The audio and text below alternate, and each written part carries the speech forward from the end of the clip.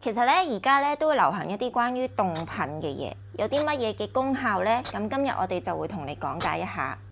一咧就係有啲麻嘅作用，用喺邊一啲地方咧，可能做一啲切割啊，我哋有時脫臼都會覺得有啲痛嘅時候咧，咁我哋噴一噴佢咧，咁呢個位咧凍一凍咧，你就會有啲痹嘅感覺。之後咧，咁佢就會有啲減痛嘅效果啦。咁除此之外咧，做一啲關於熱嘅機，咁熱完之後咧，我哋唔想啲溫度儲備喺度，咁咧我哋就會用一啲咁嘅方法咧去噴，令到個皮膚嘅位置咧降低嘅溫度，令到你泛黃反黑個機會咧亦都會減少好多啦。呢啲適用於皮膚上面嘅冷凍劑咧，通常有兩種，一種咧就係二氧化碳，另一種咧就係液氮。